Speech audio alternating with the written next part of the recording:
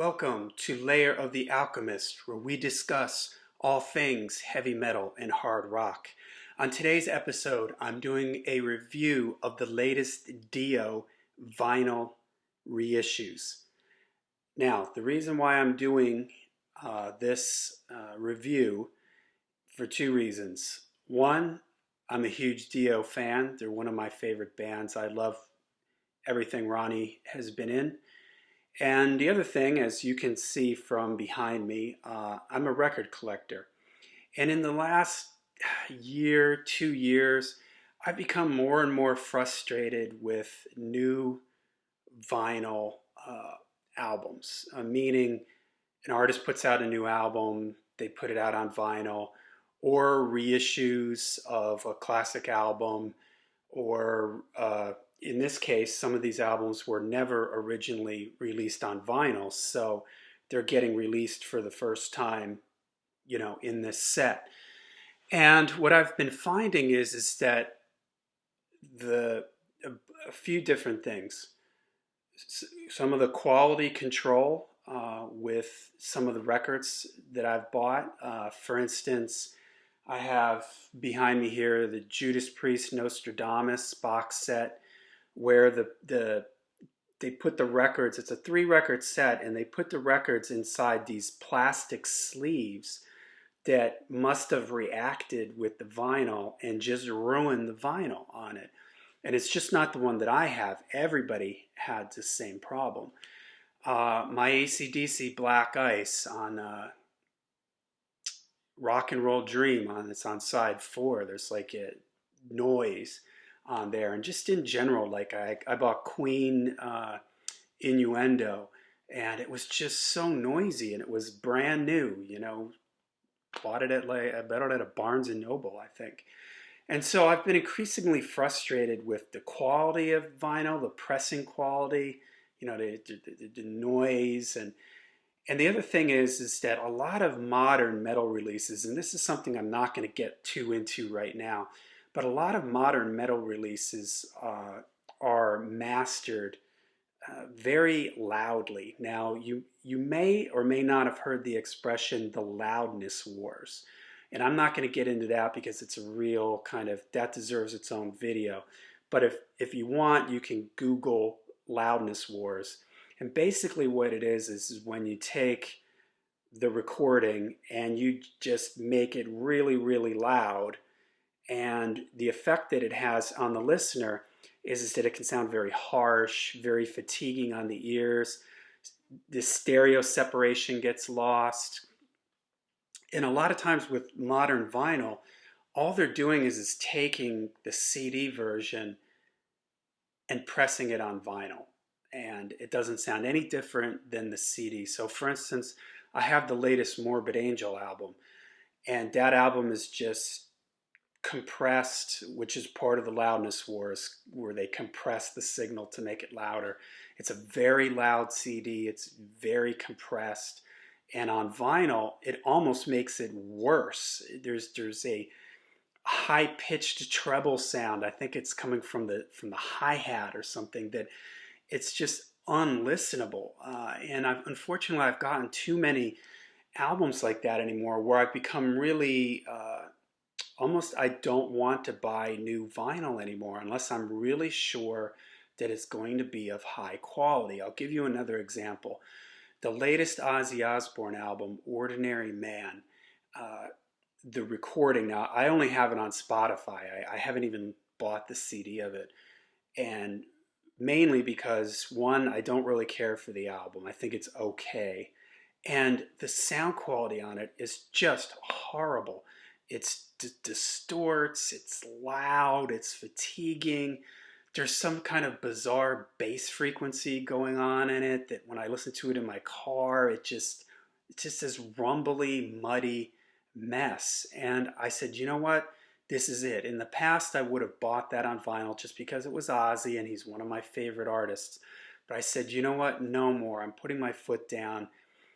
I had read all these reviews of the Ordinary Man vinyl release, and all kinds of complaints about it being super noisy, a weird bumping sound on the one side. It's the audio is really quiet, which adds to the background noise. And I thought, you know what?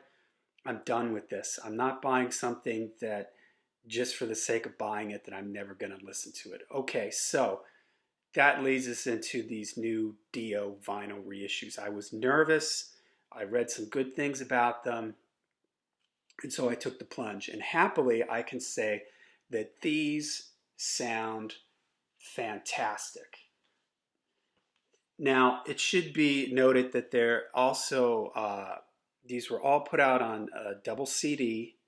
The second disc has live stuff, few unreleased things here and there, but mostly live stuff. None of that stuff is on the vinyl. These are just the original album. Now, these have been remastered, but I can tell you that they sound fantastic. The vinyl is quiet.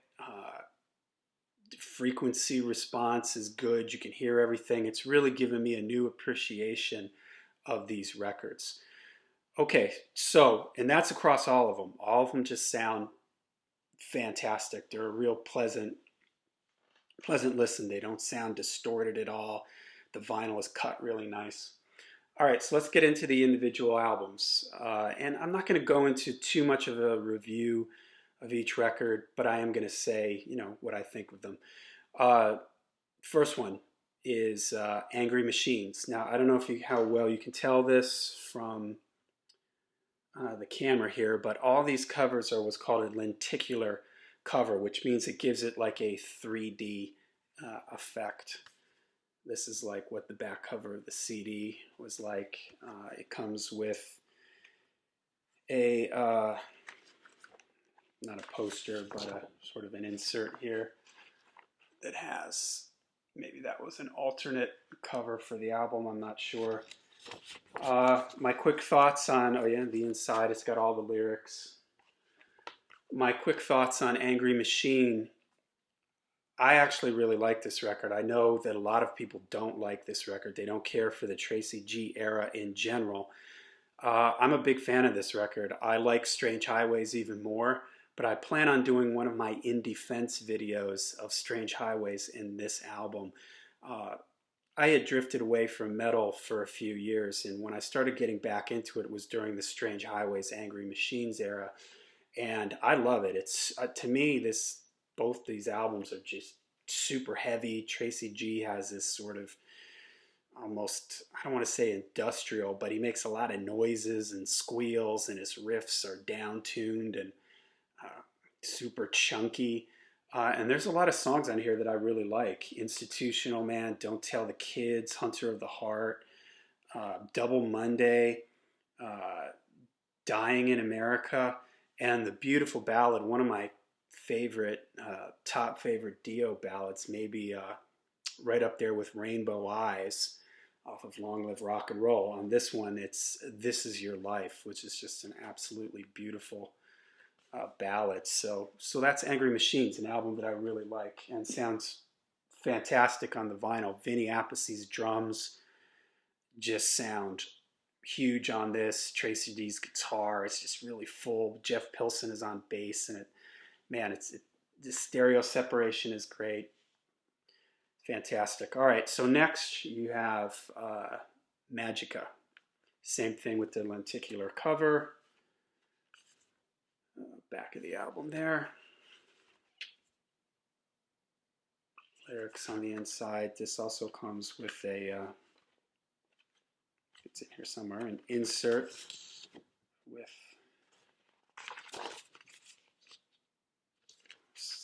I remember seeing him using that in promo for this album. It also comes with a 7-inch single of Electra, which is a pretty cool song.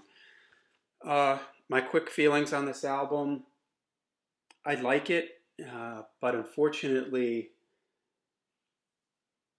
from here on, there's a problem for me that would plague this album and the next two albums, which is too many plodding slow songs. Now, for me, it works on Angry Machines and Strange Highways. Maybe it's because of Tracy G and his guitar style for me keeps it interesting. And even Dehumanizer, had some slow stuff, but it works in the context of Black Sabbath. For me here, it just sometimes drags things down. And honestly, I don't find Simon Wright to be anywhere near as interesting as Vinny Appice. Vinny was the king of slow, playing along to slow riffs, where he'd have those huge, drum fills. I'm thinking of like his stuff on Mob Rules, and Vinny has a very unique sound, and he really adds to every song he plays on, and in my opinion, especially the slow songs. But Simon Wright he doesn't really do it for me. He's a little too straightforward, which to me drags the songs down a little bit. Craig Goldie, although I like Craig on Dream Evil, I love Dream Evil. But for me, man, it's just the guitar just doesn't kick it up a notch quite the way I want it to.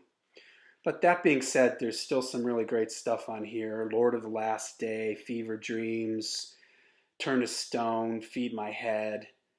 It's not a bad record. It's just for me, it's kind of could have been better. It's maybe a 7 out of 10 for me, and it just gets dragged down a little bit by sort of the plodding songs. But the mix is great, and it really comes through on this vinyl, which is getting a little bit of a glare there. Super clean. The Ronnie's telling the Magica story at the end. Yeah, I'm not sure how well the storyline is dated. It's a little hard for me to follow exactly, what is going on here, but it's cool. I love when Dio goes off into sort of fantasy realm stuff. Okay, next, Killing the Dragon, lenticular cover. I'm not sure why. Some people were saying that this isn't the original cover, and I have this on CD. I thought it was, but to go and double check. Insert here. It's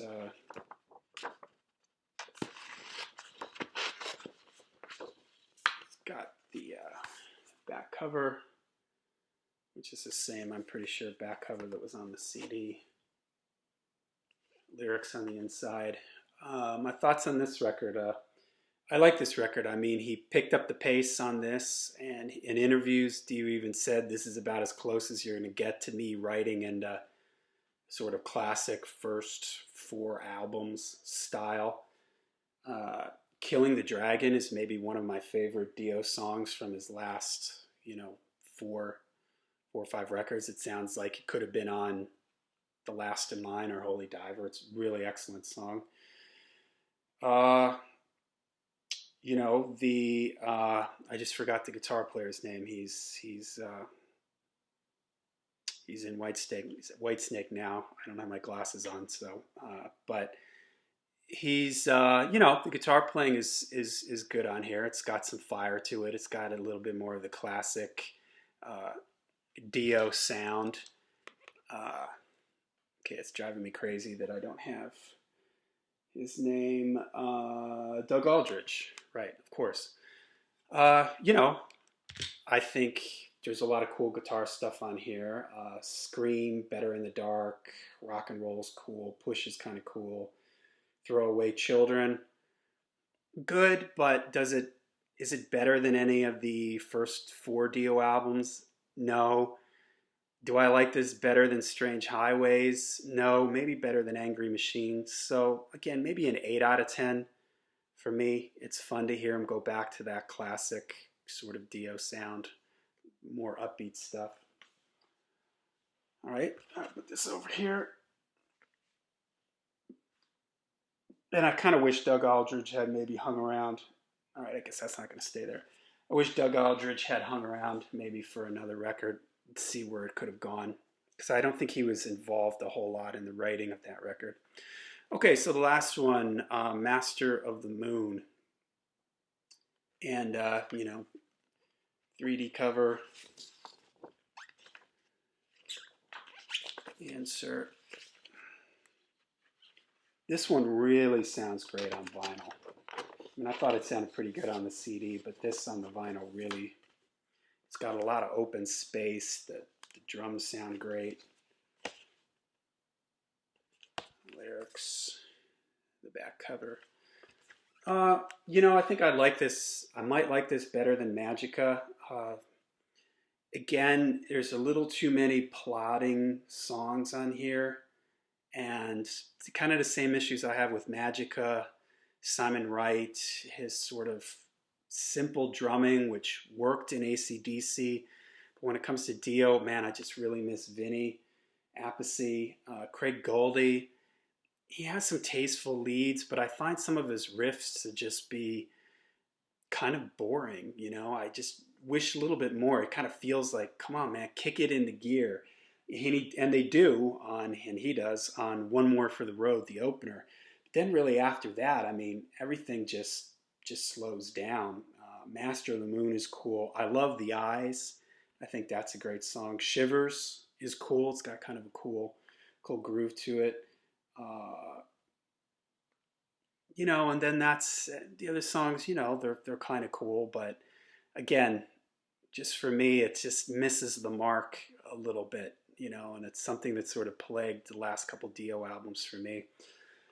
So, okay, there's my review of the Dio vinyl reissues. If you're nervous about buying these things, if you're like me, where you were worried, you know, what's the pressing quality sound like? Is it quiet?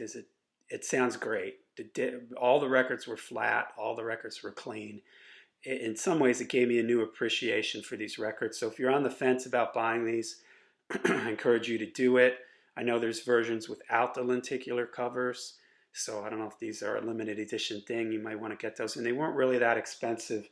I think Magica, which was a double, the double vinyls were like 27. The other ones were like 20, 21. So, okay, that's it for now. And till we see you next time, stay heavy, stay metal.